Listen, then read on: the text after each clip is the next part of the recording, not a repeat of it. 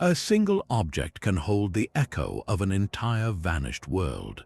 We are surrounded by the silent relics of lost kingdoms, civilizations that rose, thrived, and then disappeared from the map of history, leaving behind only cryptic fragments. This is a journey to examine 25 of the most enigmatic objects ever discovered, each one a piece of a puzzle from a forgotten empire. You will gain a new perspective on human history, seeing it not as a clear record but as a treasure hunt through time, filled with whispers from sunken cities and jungle-swallowed capitals.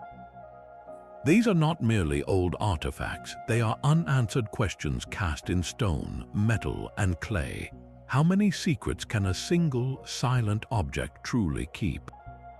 The first of these relics emerged from the deep blue silence of the Aegean Sea, a corroded lump of bronze and wood that would rewrite our understanding of ancient genius. In the year 1900, sponge divers off the coast of the Greek island Antikythera stumbled upon the wreck of a Roman-era cargo ship, its hull packed with marble statues and luxury goods. Among the treasures, one object seemed unremarkable, a crumbling, calcified lump about the size of a large book. It was only years later, when it cracked open, that researchers saw the glint of precisely machined bronze gears inside.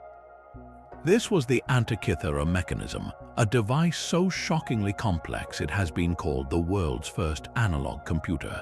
Its front and back were covered with finely inscribed dials and pointers, a labyrinth of at least 30 interlocking gear wheels, some with teeth cut with a precision that would not be seen again for over 1,000 years. This was not a tool for war or a piece of jewelry. It was a cosmic calculator. By turning a hand crank on its side, an ancient Greek scholar could make the heavens move on its face. The device could predict the positions of the sun and moon, track the phases of the lunar cycle, and even forecast eclipses years in advance. One dial followed the 4-year cycle of the Panhellenic Games, the ancient Olympics. Another reconstructed the irregular orbit of the planet Mercury. This machine was a physical model of the universe as understood by the scholars of the Hellenistic Age, a period of explosive scientific advancement following Alexander the Great. It represents a lost kingdom not of stone walls but of knowledge, a pinnacle of mechanical engineering that vanished from history. The civilization that built the Parthenon also engineered this. And then, the knowledge of how to build such a thing simply disappeared. For nearly 2 millennia, no device of comparable mechanical sophistication would appear in Europe. The sea kept its secret until the modern world was ready to see it. X-ray scans and painstaking digital reconstructions have peeled back the layers of corrosion, revealing inscriptions that serve as a user manual and a geared train of stunning elegance. It forces us to ask a humbling question. What else did that world know that was lost when its libraries burned and its ships sank?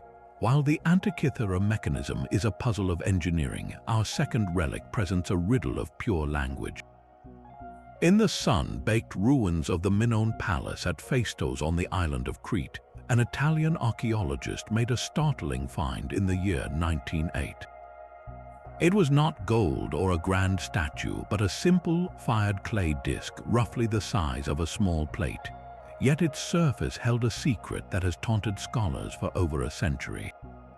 Both sides are covered, from the outer edge spiraling tightly into the center, with a series of 45 distinct symbols, each one stamped into the clay with a seal. There are figures of running men and women, birds, fish, flowers, and strange geometric shapes, all arranged in what appear to be deliberate groups like words in a sentence. This is the Phaistos Disc, and to this day no one can read a single word of it. The script it uses appears nowhere else on Earth. It is a solitary message, a linguistic island with no bridge to any known language. This isolation is what makes it so profoundly mysterious. The Minoans were a brilliant and sophisticated civilization, the first great power of Europe, with vast palaces, vibrant art, and a writing system called Linear A, which also remains mostly undeciphered. But the Phaistos Disc is not linear A. It is something entirely separate. Was it a sacred hymn pressed into clay for a ceremony? Could it be an elaborate calendar tracking the agricultural cycles of the ancient Cretan year? Perhaps it tells the story of a king or a myth lost to time. Every theory runs into the same wall, the complete lack of a second example. With only one copy, there is nothing to compare it to, no way to spot repeating patterns or contextual clues. It is as if someone left a single, perfect sentence from an unknown alphabet and then vanished forever. Modern technology has allowed us to create stunning animations, showing the symbols dancing and rearranging under countless decipherment attempts, from treating it as an ancient form of Greek to seeing it as a ritual text from Anatolia. Yet the disc remains stubbornly silent.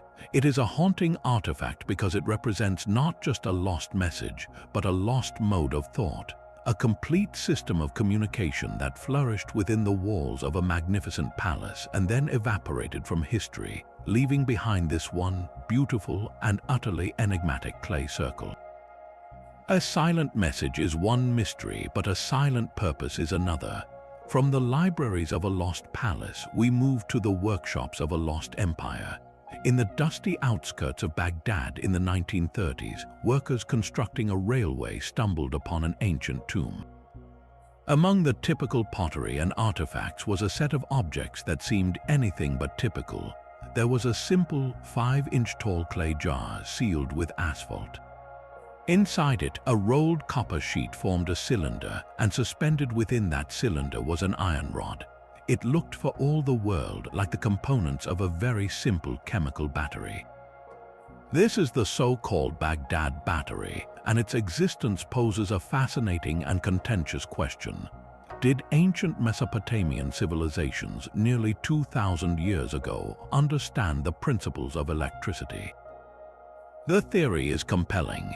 If you were to fill that jar with an acidic liquid, something as common as vinegar or grape juice, the chemical reaction between the acidic electrolyte, the copper cylinder acting as a positive terminal, and the iron rod acting as a negative terminal would generate a small electrical charge around 1 volt.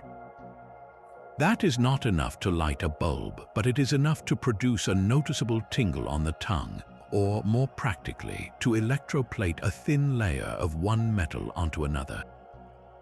Imagine a craftsman in a Parthian or Sasanian workshop, using a series of these jars connected together to gently deposit a shimmering layer of gold onto a silver statuette, creating a sacred object that appeared to be made of solid, precious gold. This would have been a form of sacred technology, a secret of the temple artisans that made the divine seem even more magnificent. The alternative explanation, held by many skeptical archaeologists, is that it was simply a storage vessel for sacred scrolls. The iron rod held a papyrus or parchment protected by the copper cylinder and sealed within the jar to keep it safe from moisture and decay. They argue there are no wires, no signs of electrical wear, and no contemporary texts that even hint at such knowledge. Yet the design is eerily specific. The asphalt seal perfectly insulates the two metals from each other except through the intended internal solution, a feature unnecessary for mere storage. It stands as a relic of profound ambiguity. It is either a brilliant, overlooked spark of ancient electrochemistry from a kingdom whose full technological scope we have underestimated, or it is a humble storage pot that we, in our modern fascination with electricity, have profoundly misread. Either possibility is captivating. It represents a fork in the road of history, a glimpse of a path where ancient science might have taken a different turn, a path that leads not to a grand monument, but to a quiet clay jar holding a secret that may have been power itself. A silent jar that may have held power gives way to a book that defiantly guards its knowledge. If a single undeciphered disc is a locked door, then the Voynich Manuscript is an entire fortified library, its contents shimmering just beyond our understanding. This peculiar book, often called the Mount Everest of historical ciphers, is a relic of pure, tantalizing enigma. It consists of around 240 vellum pages, filled from edge to edge with graceful, looping characters of an alphabet found nowhere else on Earth. The text flows in a confident hand, suggesting a real language with rules and grammar, yet for centuries it has resisted every effort to crack its code. The words are strange enough, but it is the illustrations that plunge the viewer into a world of beautiful absurdity. There are pages upon pages of botanical drawings, but the plants are like nothing in our world, with bulbous roots, spiraling leaves, and impossible flower structures. Other sections show plump, naked nymphs bathing in intricate, interconnected pools of green and blue fluid, a system that looks part anatomy chart, part fantasy spa. There are astrological diagrams featuring unfamiliar constellations and fold-out pages mapping what seem to be celestial islands. The book's own history is a shadowy trail. Carbon dating places its vellum in the early 15th century, likely from Central Europe, but its authorship and purpose are complete mysteries. It surfaces in the court of a Holy Roman Emperor, is studied by scholars and alchemists, and then vanishes into private collections until it is purchased in 1912 by a Polish book dealer named Wilfred Voynich, whose name it now bears. He spent the rest of his life trying to solve it, and so have countless others. World War II codebreakers, brilliant linguists, and modern supercomputers have all taken their turn. Advanced artificial intelligence has analyzed the text's patterns, confirming it has a structure consistent with a genuine language, not random gibberish, but it cannot tell us what that language says. Is it a lost natural philosophy text describing an alien ecosystem from a forgotten continent? Could it be an elaborate hoax crafted to deceive a wealthy patron? Or is it the sole surviving text of a secretive intellectual tradition, a lost kingdom of thought whose entire framework has been erased? Every page scanned and shared online feels like a window into a room we cannot enter. The nymphs stare back, the strange plants grow in silent rows, and the elegant script continues to whisper its secrets to no one. It is the ultimate unreadable story, a complete volume of human curiosity that answers nothing, and in doing so asks everything of us. The Voynich Manuscript is a fortress of unreadable text, but some relics captivate us precisely because their story is too good to be true. Gaze into the polished depths of a life-sized human skull, carved from a single block of flawless quartz crystal. Light passes through it without a single flaw or bubble, the jaw articulated to move, the teeth and eye sockets rendered with an anatomist's precision. These are the crystal skulls, objects of breathtaking beauty that have long been presented as sacred artifacts of ancient Mesoamerican empires, perhaps the Aztecs or the Maya. Legends swirl around them with the force of a hurricane. They are said to hold psychic powers, to be capable of storing the knowledge of lost civilizations, and most famously, to be relics of the ultimate lost kingdom, the sunken continent of Atlantis. According to the tales, a network of 13 such skulls exists, and if they are ever brought together, they will reveal profound secrets about humanity's past and future. It is a narrative of pure mystery, connecting the very real ruins of the Americas to a mythical world beneath the sea. The most famous of these, like the Mitchell-Hedges skull, have sat in museum cases for decades, their origins shrouded in dramatic discovery stories involving jungle temples and ancient altars. Their allure is undeniable. To stand before one is to confront an object that feels both impossibly ancient and eerily alive, a masterpiece that seems to whisper of lost technologies and esoteric wisdom. Yet, the true enigma of the crystal skulls is not their mythical origin, but their very real and far more recent fabrication. Modern archaeological science has turned its tools upon these glittering icons. Detailed analysis using high-powered microscopes reveals something startling. The surfaces of the most famous skulls show machining marks consistent with 19th-century European lapidary tools, rotary wheels coated with diamond or corundum abrasives, technology unknown to pre-Columbian artisans. The quartz itself can be traced to sources in Madagascar or Brazil, not Mesoamerica. The evidence points overwhelmingly to a different origin story, one set in the workshops of skilled gem cutters in Germany or France during the 1800s, creating elaborate curios for a European market fascinated by the exotic mysteries of the New World. This revelation creates a fascinating duality.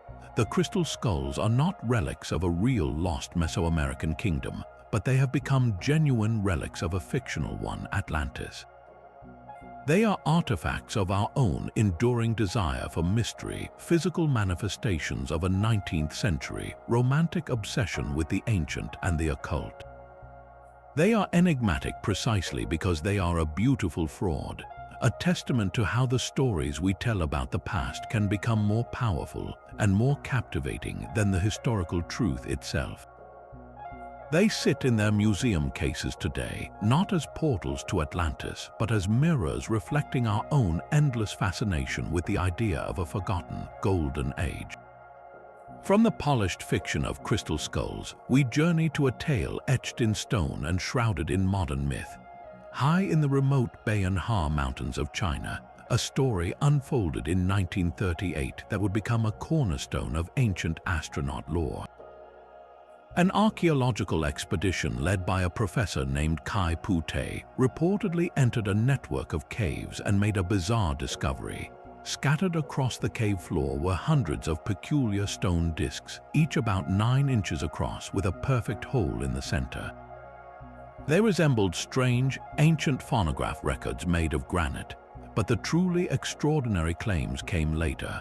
According to the sensational accounts that spread decades after, these discs, later called the Dropa Stones, were found near the remains of small, fragile skeletons with oversized skulls, beings not quite human. Even more incredible, the stones were said to be inscribed with a microscopic spiral groove, a continuous line of tiny, unknown hieroglyphics that told a catastrophic story. When allegedly translated, the glyphs revealed a narrative of a spacecraft from a distant star that crashed in the mountains thousands of years ago. The survivors, the peaceful Dropa people, could not repair their ship and were stranded on Earth, eventually perishing in those very caves. It is a perfect pulpy mystery, blending archaeology with science fiction, suggesting a lost kingdom of interstellar visitors woven into our planet's deepest past. The problem, of course, is that virtually every piece of this story evaporates under scrutiny. No credible archaeological journal ever recorded Kai Pu-te's find. The discs themselves have never been produced for modern scientific testing. The supposed translator's identity shifts with each retelling, and the whole narrative bears the unmistakable hallmarks of a mid-20th century newspaper hoax, later amplified by the growing ancient astronaut genre. So why include it in a list of enigmatic relics? Because the Dropa Stones are a relic of something else entirely. They are a cultural artifact of our own modern imagination. In the 20th century, as we reached for the stars ourselves, we began to project that ambition backward onto the blank canvas of prehistory. The stones represent a new kind of lost kingdom, one not built of stone and mortar, but of speculation and desire. They are a physical symbol, whether real or not, for our deep-seated question about human origins. Are we alone, and have we ever been? The story's power lies not in its truth, but in its resonance. It transforms a lonely mountain cave into a potential hangar for a starship, and simple stone discs into the flight recorders of a forgotten cosmic voyage. They remind us that sometimes the most compelling lost kingdoms are the ones we build in our minds to fill the silences of history. The line between a child's toy and a blueprint for flight can be astonishingly thin. Deep within a tomb at Saqqara, Egypt, in the year 1898, archaeologists uncovered a simple object carved from sycamore wood. It was small, light enough to rest in the palm of your hand, and dated to around 200 years before the Common Era. At first glance, it was catalogued as a figurine of a bird, which is how it earned its name, the Saqqara bird. But a closer look reveals details that make the mind reel. This is no ordinary bird carving. Its body is a sleek, cylindrical fuselage. The wings are perfectly straight, rectangular, and flat on the underside, with a pronounced upward curve along the top surface, a design known as a dihedral that provides lateral stability in flight. Most striking of all is the tail. It stands completely vertical like a modern aircraft's tail fin, and unlike any bird in nature, a bird's tail feathers are horizontal, used for steering and braking. This object has a vertical rudder. The overall shape is uncanny, a near-perfect model of a monoplane glider. This simple piece of wood has sparked a profound and controversial question. Could the ancient Egyptians have understood the basic principles of aerodynamics?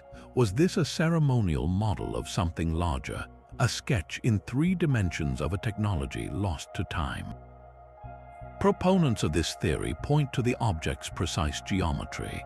They note the wings are aerofoil-shaped, thicker at the leading edge and tapering back, a design that generates lift as air flows over it. In 2006, a team built several scale replicas of the Saqqara bird for wind tunnel testing. They found that with the addition of a small horizontal stabilizer on the tail, which could have been lost over the centuries, the model exhibited remarkably stable glide characteristics. It was, by design, a functional glider. This suggests it was not merely a decorative item, but a product of observation and experimentation, a relic from a lost kingdom of practical knowledge within ancient Egypt. A school of thought that looked at the birds not as symbols of the gods, but as engineers studying a working system. The mainstream archaeological perspective offers a more grounded but no less fascinating interpretation. It is likely a stylized falcon, a representation of the god Horus, with the vertical tail fin simply being a stylized bird's tail. It could also have been a child's toy or a ceremonial throw stick. Yet, even as a toy, its form is curiously efficient. The truth may forever hover between these 2 possibilities. The Saqqara bird does not claim the Egyptians built aircraft. Instead, it whispers of a different kind of achievement, the intuitive grasp of a physical principle. It represents the moment a brilliant artisan observed how a shape moves through the air and carved that understanding into wood, leaving behind a silent question for the ages, a question about how much our ancestors truly saw when they looked at the sky. Sometimes an object is found in a place where it simply should not be. In the year 1934, near the town of London, Texas, a couple walking along a creek bed made a startling discovery. Protruding from a solid lump of stone was a piece of weathered wood. When they cracked the rock open, they found a complete hammer inside, a 6-inch iron head fitted onto a handle of petrified wood, all of it encased within what was identified as Cretaceous period rock, a layer of stone formed over 100 million years ago. This is the London hammer, and it instantly became a sensation. For those who believe in a literal young Earth, the hammer was a smoking gun. Here was clear, physical proof that modern humans walked the Earth alongside dinosaurs, a relic from a lost antediluvian world wiped clean by the Great Flood. The hammer, they argued, was a tool dropped by a pre-flood craftsman, perhaps a contemporary of Noah, and then entombed in mud that hardened into stone over the centuries, not the millennia. It was presented as an out-of-place artifact, a tangible piece of a timeline that conventional science refuses to acknowledge. The image is powerful, a perfectly formed tool from a hardware store seemingly locked in stone from the age of the Tyrannosaurus Rex. It challenges the entire scaffolding of geological history. The scientific explanation, however, reveals a different and equally fascinating process.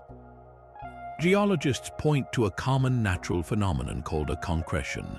Certain minerals, like iron oxide, can precipitate out of water and cement surrounding sediments together, forming a hard, stone-like nodule around an object. This process does not require millions of years. It can happen in centuries or even decades.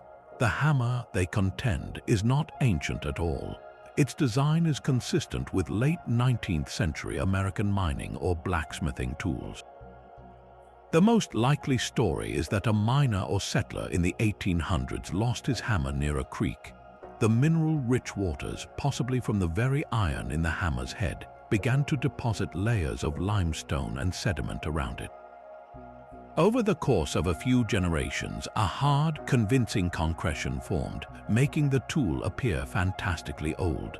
The wooden handle, immersed in a mineral solution, underwent a process called permineralization, where the organic cells are replaced by stone, preserving its shape perfectly. So the London hammer is a relic of two things: a mundane tool from a Texan frontier and a profound human tendency. It demonstrates how easily an object can become enigmatic through a simple misinterpretation of context. The real lost world here is not a prehistoric Eden, but the true story of the hammer's origin, obscured by time and the persuasive power of stone. It reminds us that our desire to find evidence for our beliefs can sometimes write a grander, more mysterious story than the quiet, natural processes that actually occurred. The hammer is genuine, but the epoch it supposedly represents is a myth, built not in antiquity, but in the compelling space between what we find and what we desperately wish to be true. A hammer encased in stone challenges our timeline, but a single silver coin can redraw an entire map. On the sun-bleached coast of Maine, at a well-documented Native American archaeological site called the Goddard Farm, a team of amateur archaeologists were sifting through soil in the year 1957.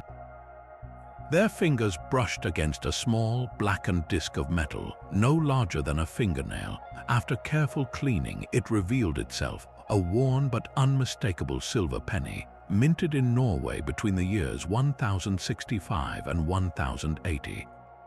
This is the main penny, and its discovery sent a shockwave through the understanding of pre-Columbian history. Here was a tangible piece of 11th century Scandinavia, lying amidst the tools and bones of the Penobscot people, over 1,000 miles south of the only confirmed Norse settlement in the Americas, El Ants Ox Meadows in Newfoundland. The implication was staggering. It suggested that Norse explorers, the Vikings of Vinland, may have sailed far further down the eastern seaboard than anyone had solid evidence for. Could their iconic longships have rounded the coast of Nova Scotia, pushed past the Bay of Fundy, and made landfall in what is now New England, perhaps even establishing fleeting contact with the indigenous peoples there decades, if not centuries, before other Europeans? The coin itself is genuine, verified by numismatic experts. It is a Norwegian penny from the reign of King Olaf Kyrre, a ruler known for a period of peace and trade. But how did it travel from a mint in Norway to a shell midden in Maine? That is the central enigma. One possibility is direct evidence of that lost Norse foothold in the New World, the elusive southern expansion of Vinland. It could have fallen from a trader's pouch, been lost in a skirmish, or given as a curious token during a brief, tense meeting between two worlds. The site where it was found was a major trading hub for Native American tribes, a crossroads where goods from the Great Lakes and the St. Lawrence River region would have changed hands over centuries. This leads to the second, and perhaps more likely, explanation. The coin may have arrived not on a Viking ship, but through vast, pre-existing indigenous trade networks. A Norse object acquired at El Ants Ox Meadows in the north could have been carried south, passed from tribe to tribe over generations as a rare and exotic curio, traveling further than the Norse themselves ever did. It would have lost its monetary meaning but gained value as a strange piece of the world, eventually finding its way to Maine. The third, darker possibility is that it was a hoax deliberately planted at the site.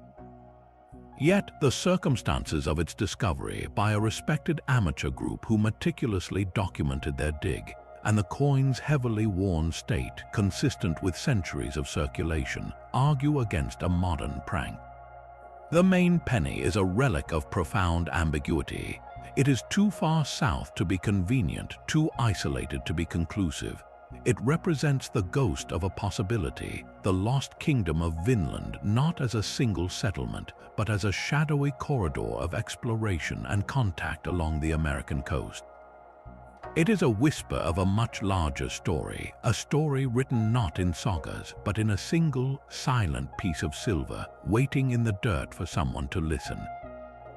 A single coin is a whisper of contact, but some messages are written on a scale so vast they can only be seen from the heavens. Etched into the arid, stony plains of southern Peru, the Nazca lines are not a relic you can hold, but a landscape transformed into one. Created by the Nazca culture between 500 BCE and 500 CE, these geoglyphs are monumental artworks scraped into the dark desert pavement to reveal the lighter earth beneath. From the ground, they appear as shallow, meandering tracks, but ascend into the sky and the true vision reveals itself. A colossal hummingbird, its wings outstretched over 300 feet. A precise, geometric spider nearly 150 feet long. A curious humanoid figure with wide, round eyes, often called the astronaut, seeming to wave from a hillside. There are spirals, triangles, trapezoids, and straight lines that run arrows straight for miles, vanishing over the horizon. The precision is breathtaking, the scale almost incomprehensible to a person standing at the edge of one of these forms. How did the Nazca people, without the advantage of flight, design and execute such perfectly proportioned figures? The methods were likely elegant and practical. Using simple stakes and ropes, they could plot out the designs from smaller scale models, clearing the dark surface rocks to create the contrasting lines. The desert climate, with its minimal rain and wind, has preserved their work for 2 millennia, but the why remains the profound enigma. What was the purpose of creating art meant for a viewpoint they could never physically achieve? One leading theory sees them as a vast astronomical calendar, with the lines pointing to celestial events like solstices or the rising of important stars, guiding agricultural and ritual cycles. Another suggests they were sacred pathways, walked during religious ceremonies to connect with deities or ancestral spirits. The most tantalizing idea is that they were messages intended not for human eyes at all, but for the gods in the sky, prayers or offerings etched into the very skin of the earth to be seen from above. This transforms the entire Nazca Plateau into a single, sprawling relic of faith, a lost kingdom's desperate attempt to communicate with the divine. The civilization that created them faded, their language and beliefs swallowed by time, leaving behind only these silent, giant drawings. They are a paradox, a deeply human creation whose full impact was meant for an audience beyond humanity. To fly over them today is to experience a haunting disconnect, to see a message clear as day whose meaning is forever just out of reach. The lines ask us not what they are, but who they were for. The silent, staring giants of Easter Island are monuments to a civilization's ambition and its ultimate fragility. On the most isolated inhabited island on Earth, a speck of land in the vast South Pacific, the Rapa Nui people performed an act of staggering belief. They carved nearly 1,000 massive stone figures called moai from the soft volcanic tuff of the Rono Raraku quarry. These are not just statues, they are portraits, each one bearing the unique features of a revered ancestor with heavy brows, elongated ears, and a solemn, commanding presence. The average moai stands about 13 feet tall and weighs 14 tons, but the largest, left unfinished in the quarry, is a staggering 70 feet long and would have weighed close to 270 tons. The scale of the work is mind-bending, but the true engineering marvel lies in how they were moved. For decades, the prevailing image was of a desperate, collapsing society dragging these multi-ton giants on log rollers, denuding their island paradise in the process. This narrative of ecocide, where the people chopped down every last palm tree to move statues, leading to famine and collapse, became a cautionary tale for the world. Recent experiments, however, suggest a more ingenious and communal method. Researchers have demonstrated that teams of just 18 people, using strong ropes and a coordinated rocking motion, could walk a moai statue upright across the landscape, mimicking the way one might maneuver a bulky refrigerator. It was a dance of physics and collective effort, not necessarily an ecological death sentence.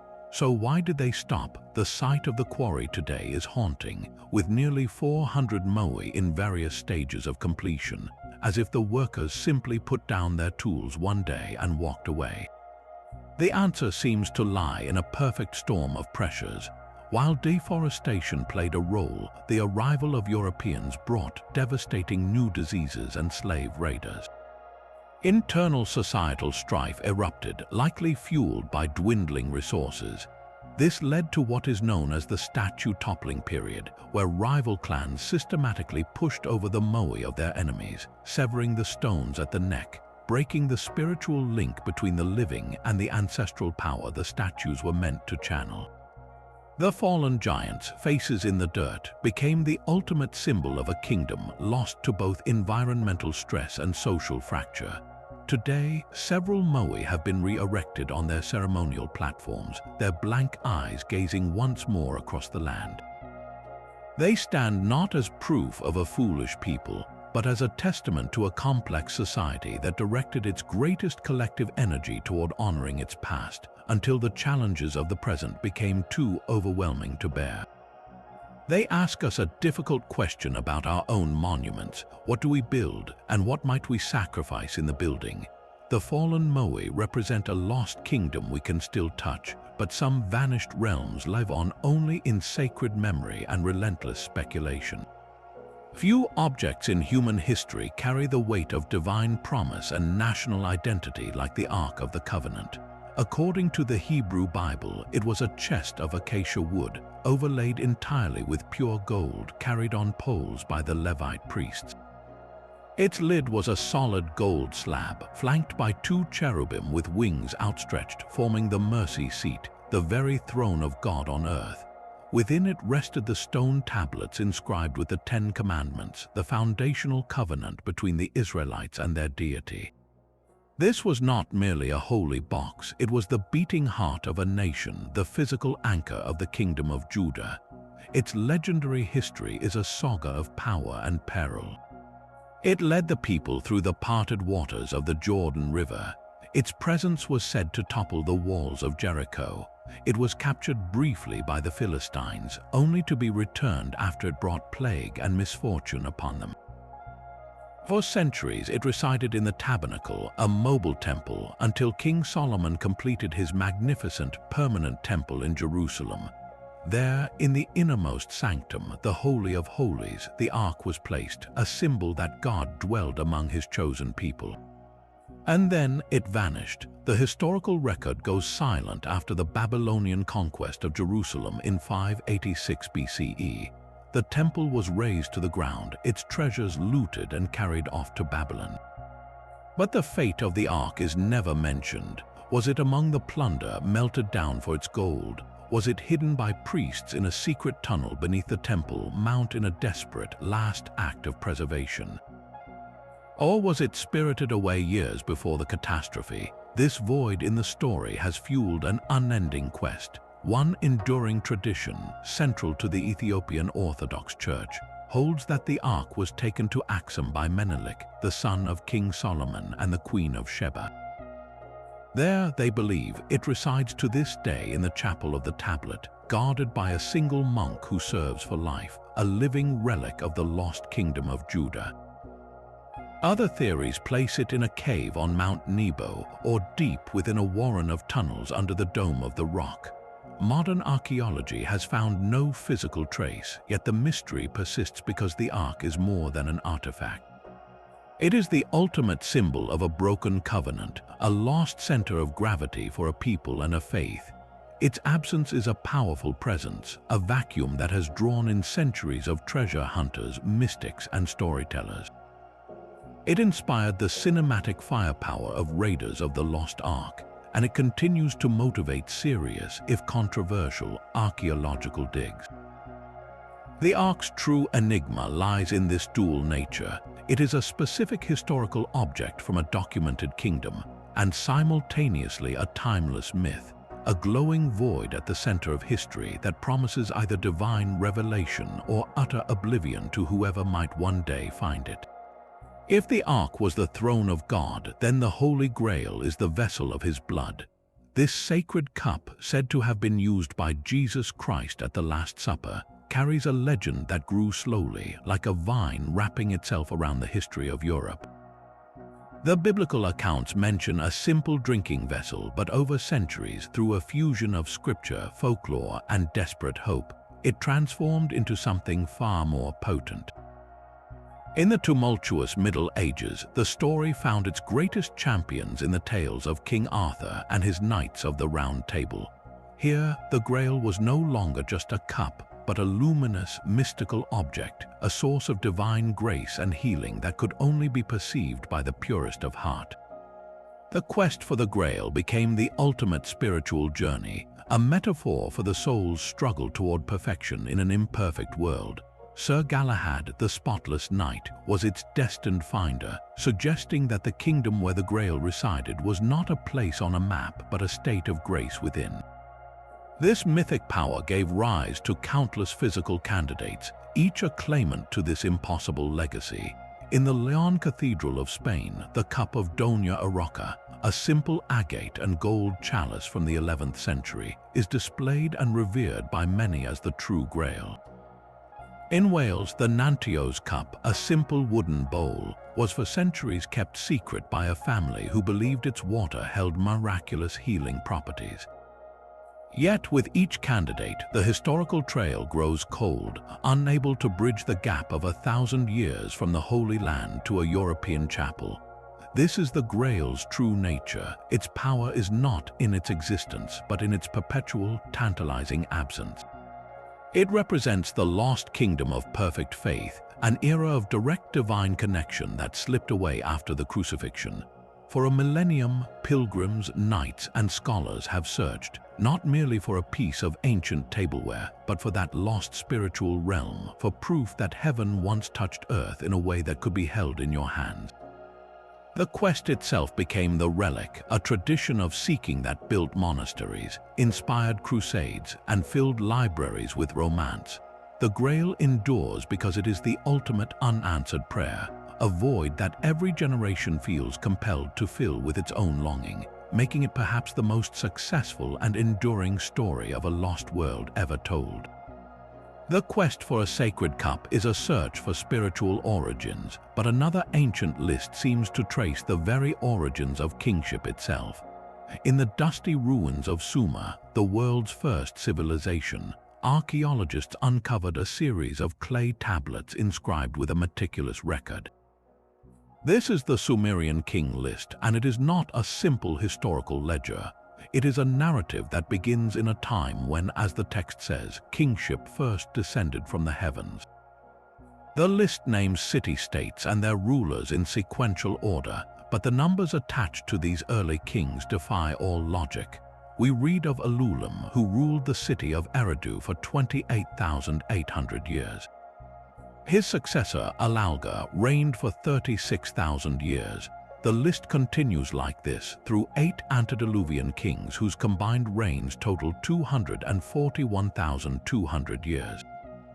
Then the Great Flood sweeps across the earth, wiping the slate clean.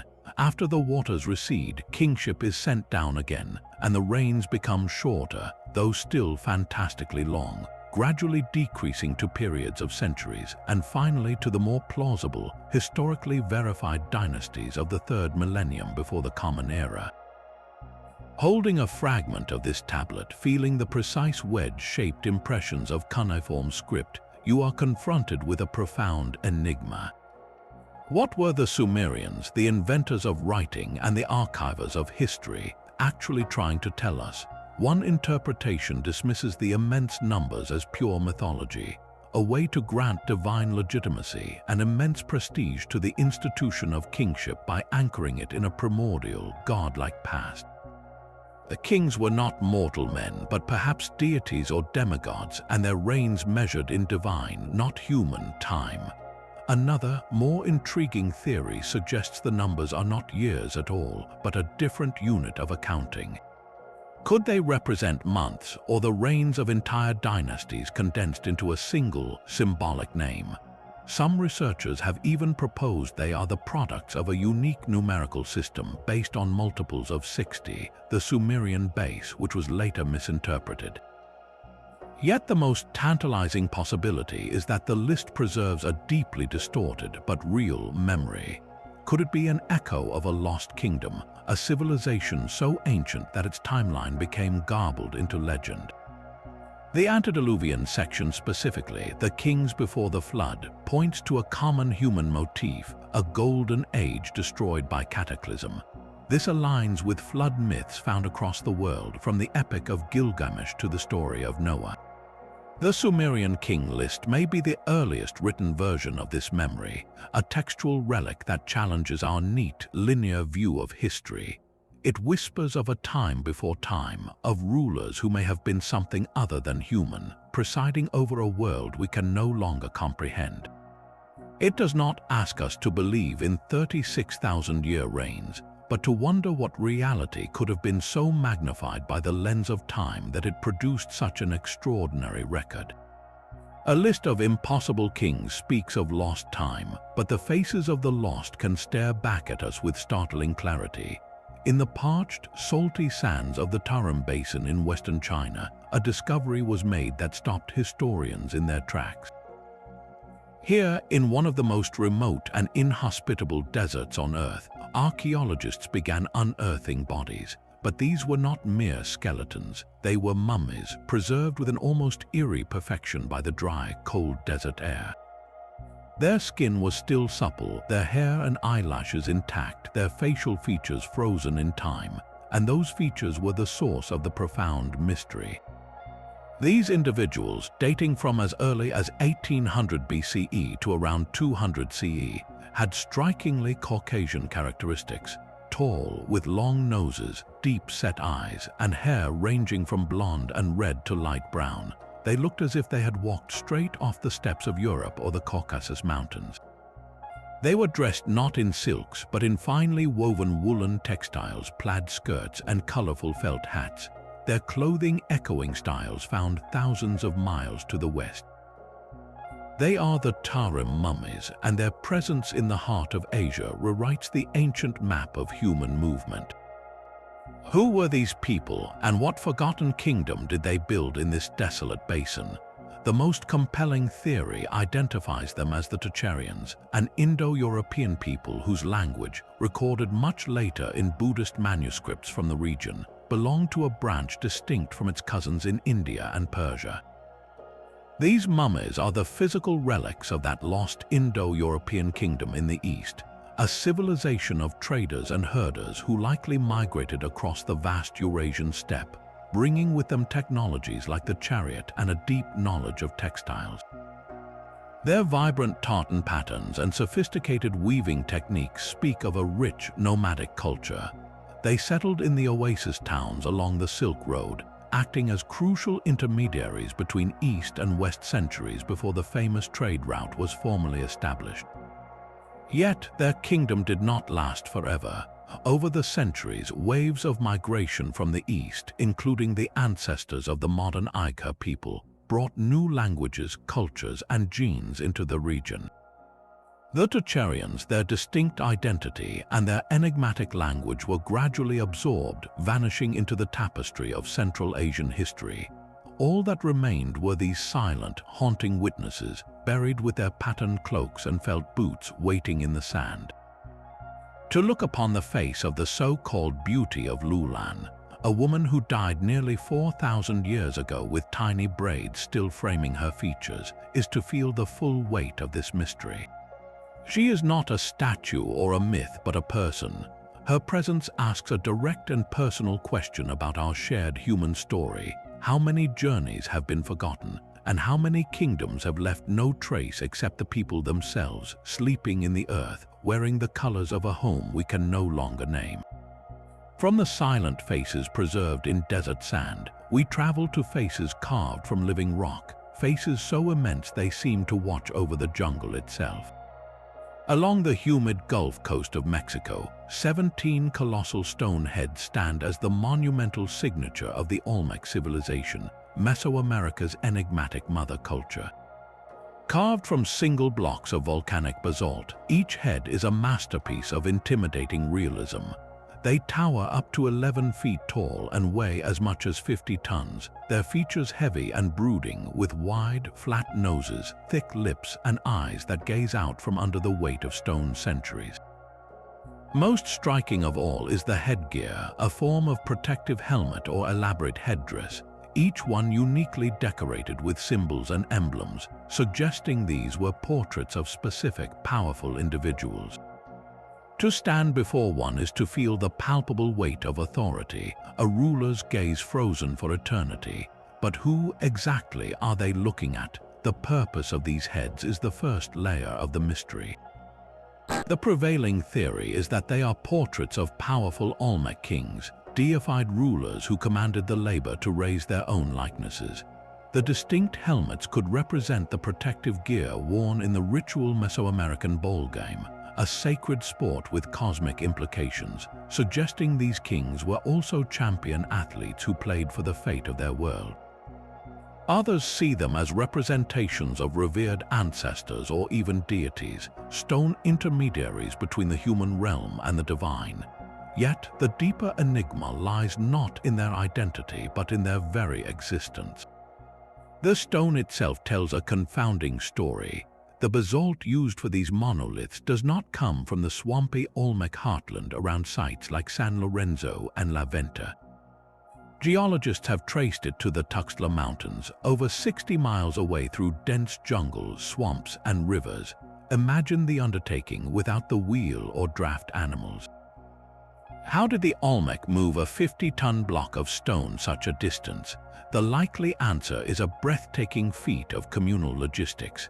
They probably transported the raw basalt boulders on immense log rollers, using ropes and human muscle to drag them to rivers, then loading them onto massive rafts to float them through the network of waterways that vein the landscape. The coordination, the engineering knowledge, and the sheer willpower required speak of a highly organized society, a true kingdom with the ability to command thousands of workers for a single artistic and political statement. Once at the site, master sculptors, using only harder stone tools, would have painstakingly pecked and ground the basalt into those profound, solemn faces, likely working from the top down as the stone remained half buried in the earth. Then, the final act of theater, the heads were arranged in lines or groups in the ceremonial centers, eternal councils of stone presiding over the living. The Olmec civilization itself faded, its cities reclaimed by the jungle, its precise language still undeciphered. But these heads remained, the foundational art of a lost kingdom. Every later civilization in the region, the Maya, the Zapotec, the people of Teotihuacan, inherited artistic conventions, religious concepts, and the very idea of monumental portraiture from the Olmec. The heads are more than portraits, they are the source code of Mesoamerican civilization, stone sentinels guarding the origin point of a cultural world that would flourish for thousands of years, all beginning with a king's face staring out from the weight of a volcano. Stone sentinels watch over forgotten kingdoms, but in one stark desert, the very rocks seem to walk. In the heart of Death Valley, California, there exists a place of profound and eerie silence called Racetrack Playa. It is a perfectly flat, dry lake bed, a vast expanse of sun-baked clay cracked into a geometric puzzle under the relentless sky. Scattered across this barren floor are hundreds of rocks, some weighing as much as 700 pounds. And behind them, trailing across the flat, hard ground, are long, meandering grooves, as if these stones had simply decided to go for a leisurely stroll. These are the sailing stones, and for over a century they presented a riddle that seemed to defy all logic. The trails they left were sometimes straight, sometimes curving in elegant arcs, sometimes making sharp 90-degree turns. They moved in parallel or crossed each other's paths, all without any visible cause. No human hand pushed them, no animal tracks surrounded them. They moved in absolute secrecy, leaving only these graceful scars in the earth as proof of their journey. For decades, the mystery was absolute. Visitors and scientists alike would arrive to find the trails fresh, but the rocks utterly still, anchored in their new positions. The phenomenon fueled wild and wonderful speculation. Could powerful, localized magnetic fields be pulling them? Was the ground itself shifting in some imperceptible way? Given the otherworldly landscape, it was easy to drift toward more exotic ideas, that this was the work of some lost animate force, a remnant energy from a world that operated on rules we no longer understood. The dry lake became a relic of pure, active mystery, a contemporary puzzle that felt ancient. The solution, when it finally came, was as beautiful as the mystery itself.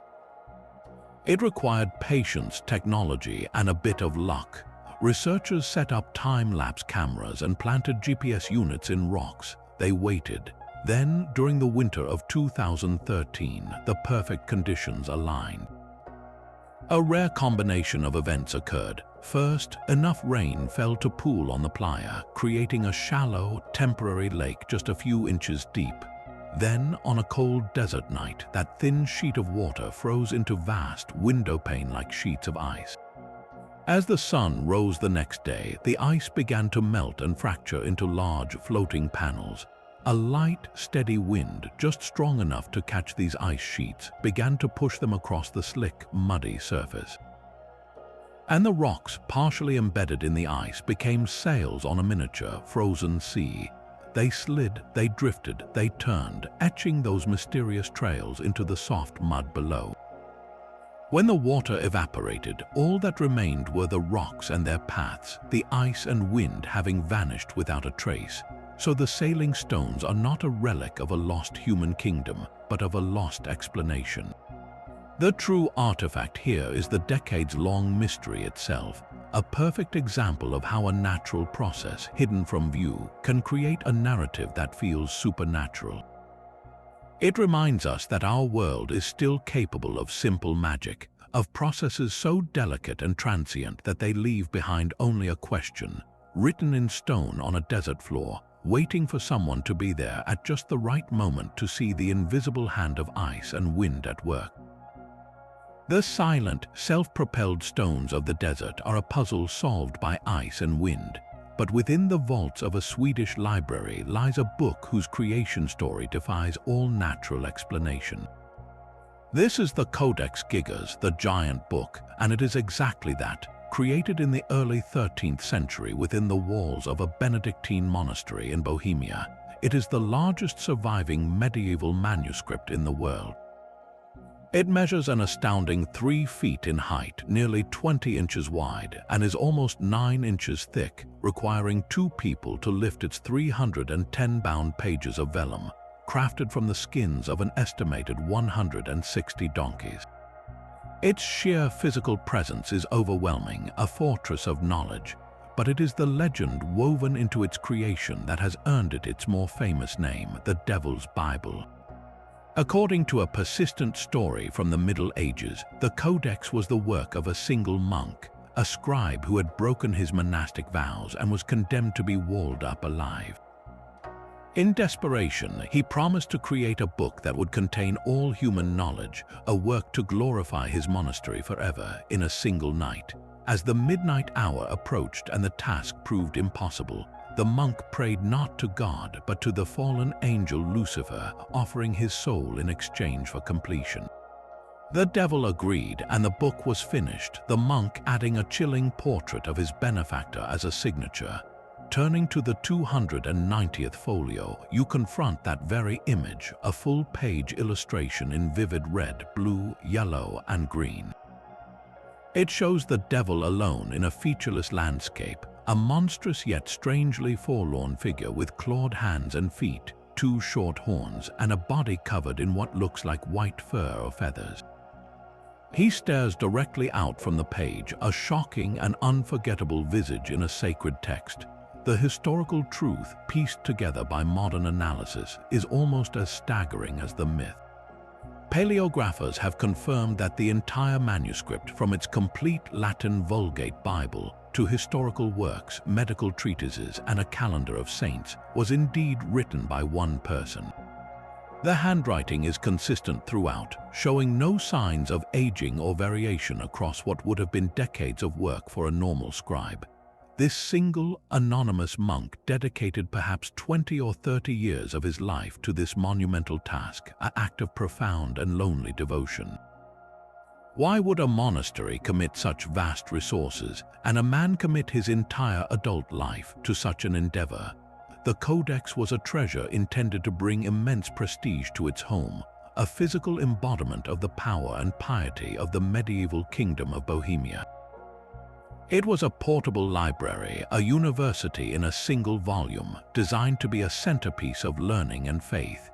The inclusion of the devil's portrait was not an act of worship, but a common medieval tool for moral instruction, a vivid reminder of the enemy's existence to strengthen the resolve of the faithful. The Codex Gigas is thus a relic of a world balanced on a knife's edge between deep scholarship and profound superstition, where the pursuit of divine knowledge could spawn a legend of a diabolical pact. It is the life's work of one devoted, anonymous man, whose identity is lost, but whose monumental effort now forever bears the name of the devil he sought to warn others against. A library written by one man speaks of devotion, but a landscape written by thousands remains utterly silent. In the windswept countryside of Brittany, France, the land itself rises in rows of silent grey sentinels. Here stand the Karnak stones, a staggering assembly of over 3,000 granite megaliths erected by a Neolithic culture between 4,500 and 3,300 years before the Common Era. They are arranged in long, precise alignments, some rows stretching for nearly a mile across the heather and gorse. To walk among them is to feel dwarfed by a purpose you cannot grasp. From the ground, the pattern is elusive, the stones seeming to march off in every direction, but from the air, the breathtaking intent reveals itself. The menhirs are organized into 3 major groups, with rows containing up to 1,000 stones each, laid out with a geometric precision that feels both chaotic and meticulously planned. They are not arranged in circles like Stonehenge, but in sweeping, parallel lines, like regiments of an ancient army petrified mid-march, or like the strings of some colossal, earth-bound harp. Who commanded this labor, and for what possible reason? The scale of the undertaking is itself a message. Moving these multi-ton stones, some standing over 13 feet tall, required a society of remarkable cohesion and shared belief. This was the work of a lost social kingdom, one capable of organizing generations of labor toward a goal whose meaning died with its creators. Theories have blossomed in the absence of written records. One compelling idea casts the alignments as a gigantic astronomical observatory. Certain rows may point to the rising sun at the solstices or the positions of significant stars, turning the entire landscape into a calendar for planting, harvesting, and sacred ceremony. Another, more speculative suggestion proposes the stones functioned as an earthquake detector, with the long rows of precariously balanced monoliths acting as a sensitive array to tremors in the earth. Yet the most resonant theory is also the simplest, that this was a sacred ritual space of unimaginable importance. The process of quarrying, transporting, and erecting each stone may have been a rite of passage in itself, a physical prayer that bound the community to the land and its cycles. The silent avenues could have been processional paths for pilgrims, the spaces between them demarcating zones for different clans or stages of initiation. Every stone placed was an act of faith, a covenant with the earth written not on parchment but in unyielding granite. The civilization that built them vanished, absorbed by new peoples and new gods, leaving behind only this granite scripture. We can measure the stones, map their positions, and date the lichen on their sides, but we cannot hear the chants that once echoed between them or understand the names of the forces they were meant to honor. The Karnak stones are a relic of a kingdom defined not by a king, but by a collective act of reverence so vast it transformed the countryside into a permanent cathedral, its liturgy forever lost to the wind. But even the grandest stone alignments are monuments to a communal faith, while one man's quest for immortality created an army of clay. In the shadow of Mount Lai in China's Shaanxi province, farmers digging a well in 1974 struck upon one of the most astonishing archaeological discoveries of all time. They found not water, but the head of a life-sized pottery soldier. Further excavation revealed not just one, but thousands of terracotta warriors, each with unique facial features, arranged in precise military formation as if guarding something of immense importance. They were the protectors of the tomb of Qin Shi Huang, the first emperor of a unified China, a ruler whose ambition forged a nation and whose fear of death knew no bounds. The excavated pits with their chariots, horses, and infantry are staggering enough, a lost kingdom of clay soldiers frozen for over 2 millennia. Yet the true heart of the mystery remains untouched, buried under a vast vegetation-covered mound of earth. Ancient historians like Sima Qian wrote of the emperor's burial chamber in lavish, terrifying detail. They described a miniature universe under the earth, with ceilings inlaid with pearls to mimic the constellations and floors carved with a map of the empire, its rivers and seas flowing with shimmering, toxic mercury. Crossbows were said to be rigged to fire automatically at any intruder, a deadly booby trap for tomb robbers. The treasures within were beyond calculation, the accumulated wealth and artistry of the short-lived but immensely powerful Qin dynasty, all sealed away with the emperor's body in his pursuit of an eternal afterlife. Today, that central mound stands as a silent green hill deliberately left unexcavated. This is not due to a lack of curiosity, but out of profound respect and caution. Modern archaeologists know that opening the tomb could be a disaster. The delicate silks, lacquers, and organic materials that have survived in the stable, anaerobic environment for 22 centuries would likely disintegrate upon contact with modern air and humidity. The precise mechanisms of any traps are unknown, posing a danger, and there is the matter of the mercury. Soil tests around the mound have consistently shown extraordinarily high levels of mercury contamination, lending startling credibility to the ancient tales of quicksilver rivers. Disturbing that sealed chamber could release a poisonous cloud, so the tomb remains a perfect sealed time capsule, the ultimate relic of the Qin dynasty. It is a paradox, a site we have mapped and studied from the outside, but whose core secrets are preserved through our own self-imposed restraint. The thousands of terracotta warriors we can see all face east, their blank eyes fixed not on the horizon but on that central mound, standing guard over their emperor's final silent palace. They point us toward the greatest unanswered question in Chinese archaeology: what unimaginable sights, what final statement of absolute power, and what truths about a man who sought to conquer death itself still lie undisturbed in the dark beneath the earth and the mercury sea. The silent guardians of an emperor's tomb stand in stark contrast to a field of open vessels waiting under an open sky. In the highlands of northern Laos, the landscape itself is a museum. Across a plateau known as the Plain of Jars, thousands of enormous stone containers lie scattered in clusters, some alone, others in groups of hundreds. Carved from solid sandstone and granite, these jars are monumental, some standing as tall as 10 feet and weighing many tons. Their shapes are simple, cylindrical or sometimes squared, with most featuring an interior carefully hollowed out.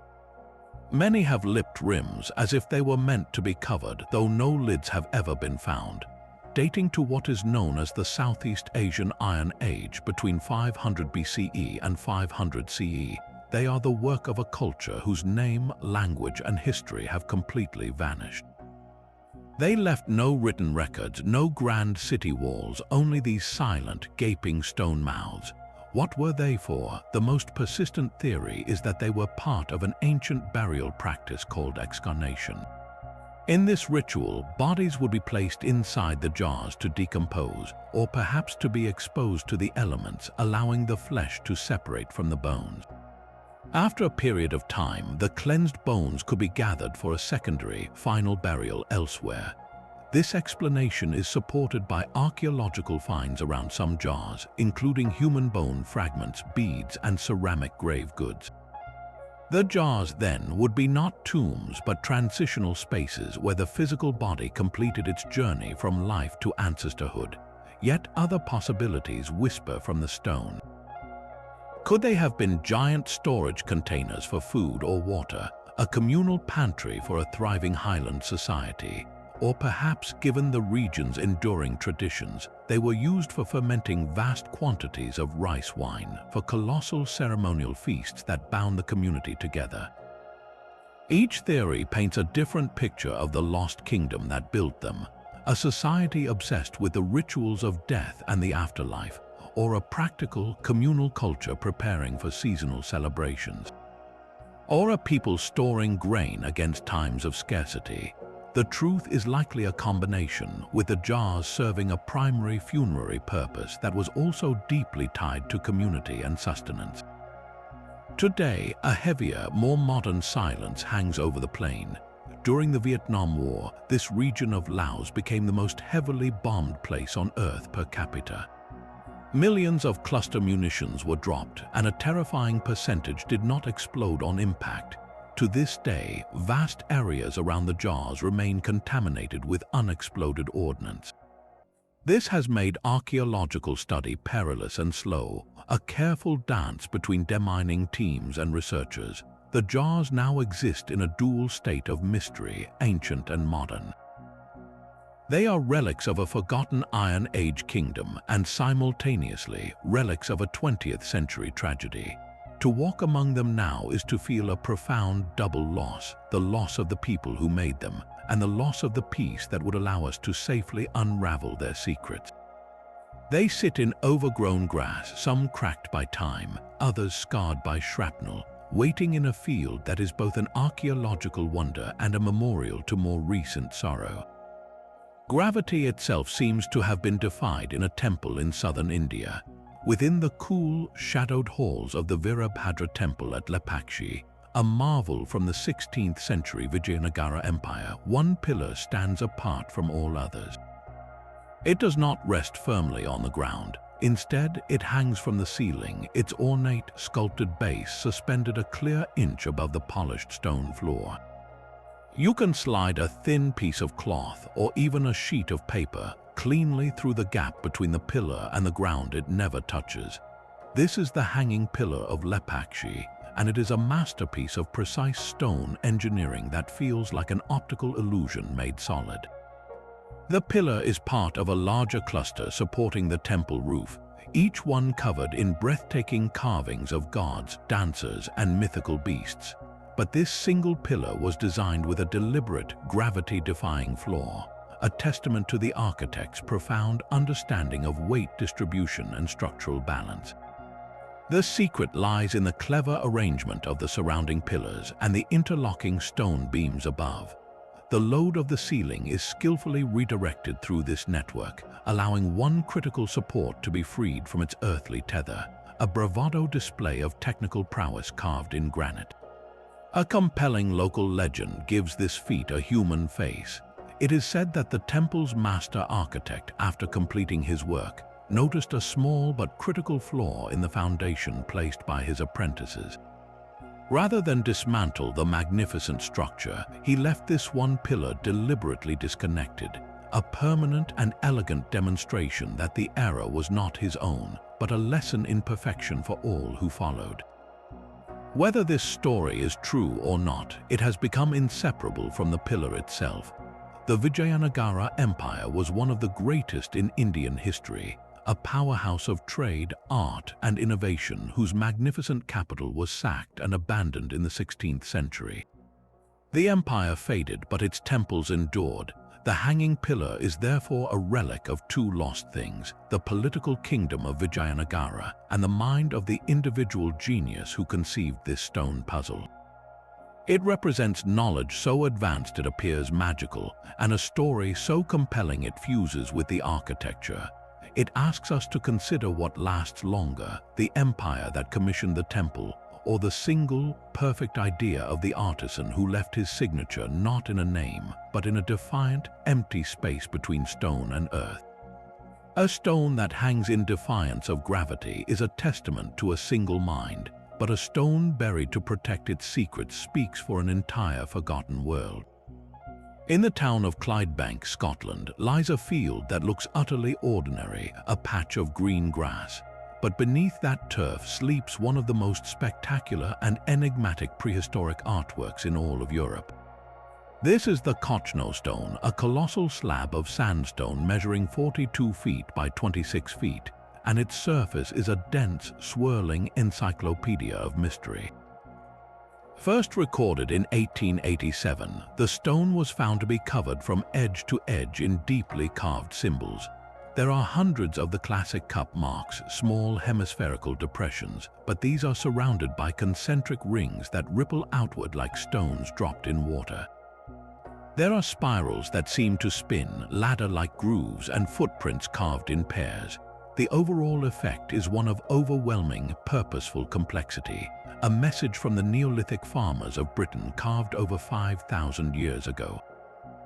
For decades after its discovery, the stone lay exposed, a local curiosity.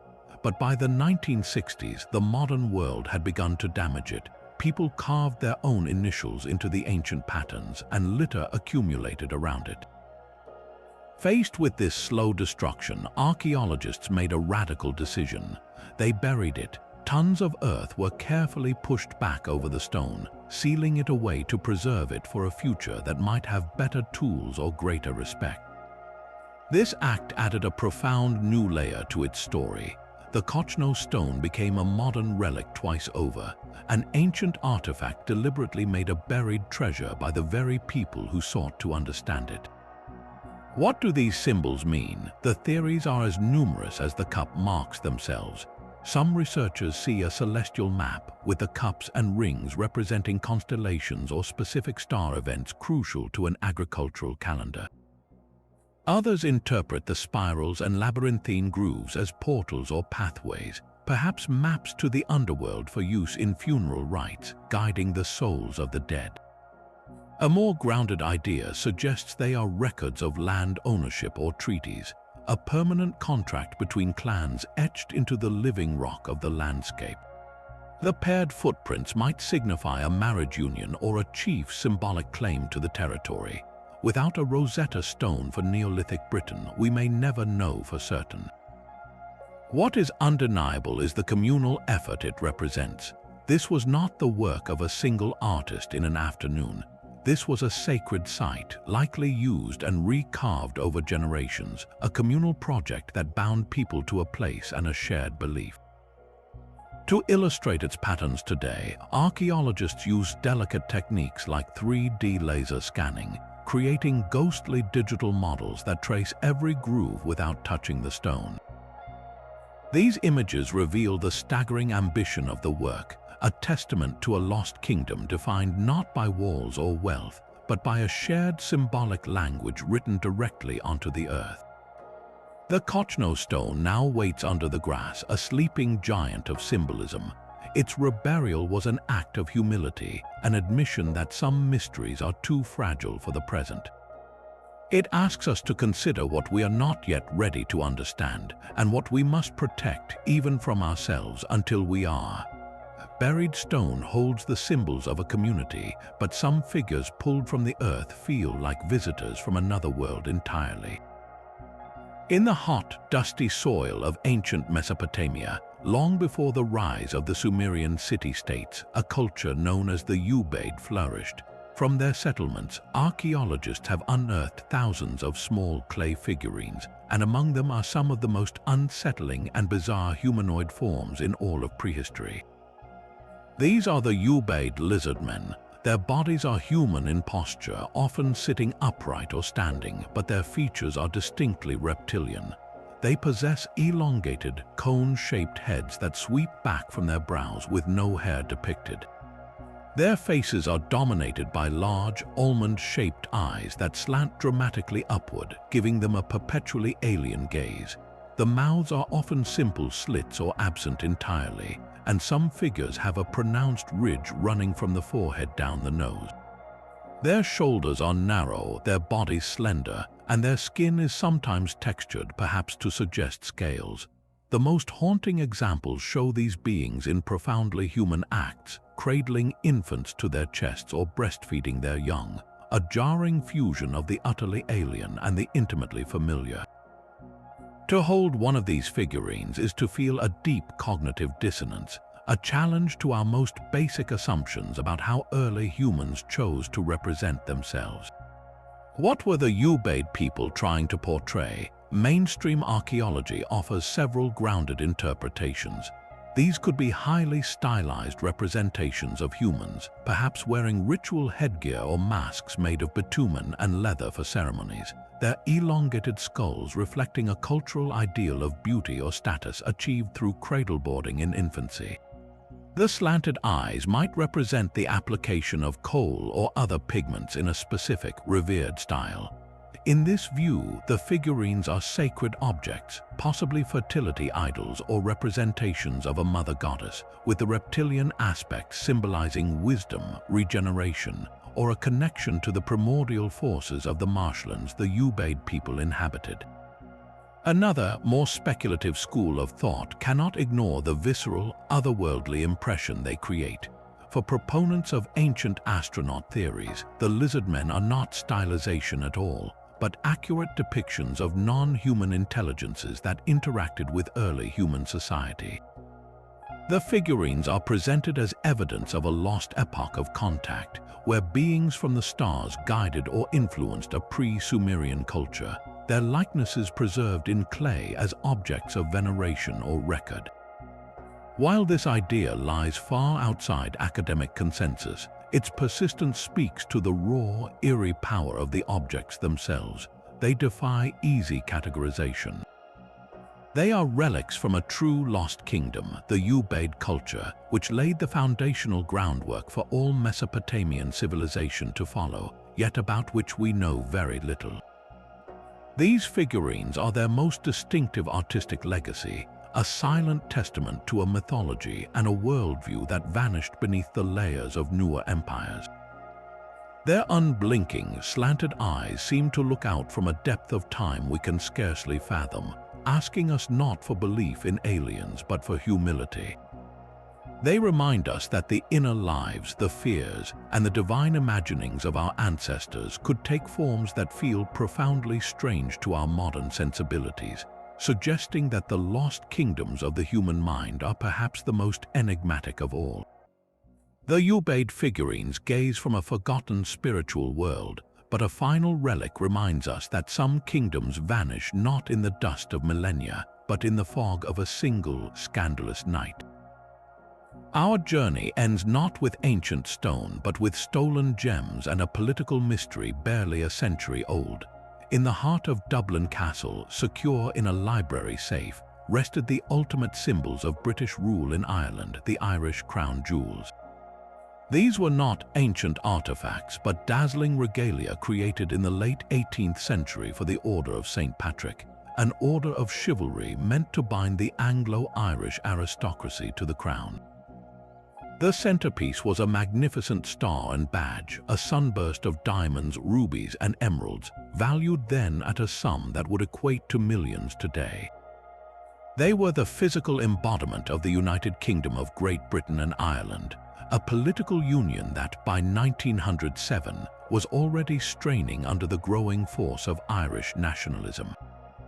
Then, 4 days before a state visit by King Edward VII, the impossible happened. The jewels were gone, the safe was found unlocked, the jewels vanished, and in their place was left only a thick cloud of Edwardian intrigue. The investigation that followed was a masterpiece of incompetence and cover-up, a scandal that reached the highest levels of the British government and Dublin Castle administration. Suspicion fell heavily on Sir Arthur Vickers, the Ulster King of Arms and the man responsible for the jewels' safekeeping. He was a known eccentric, and the security was laughably lax, with multiple people having access to the keys. There were rumors of a wild party in the library just before the theft, of secret homosexual liaisons within the castle used as blackmail, and of a deliberate plot to embarrass the monarchy on the eve of the royal visit. Vickers was fired in disgrace, but no one was ever convicted. He maintained his innocence until his death, even writing the true names of the thieves he claimed in a sealed letter to be opened only after his passing.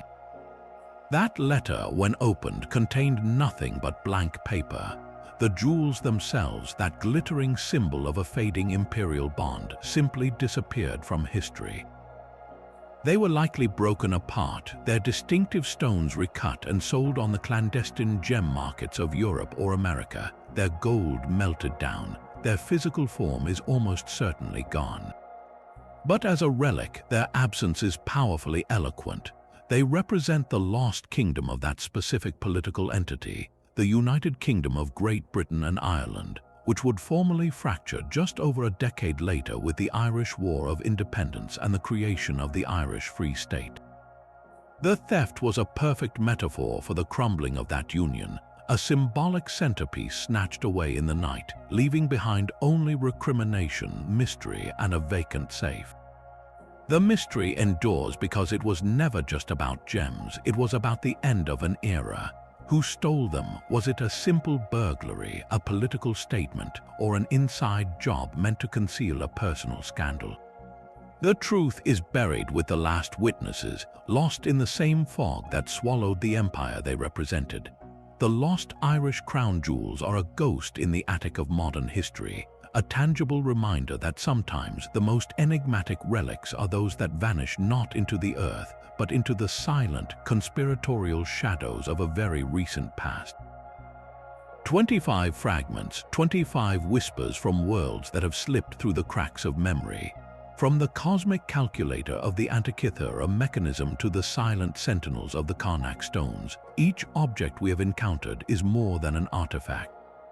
It is a single page torn from a book whose language we have forgotten, a frozen moment from a story we can no longer follow to its end.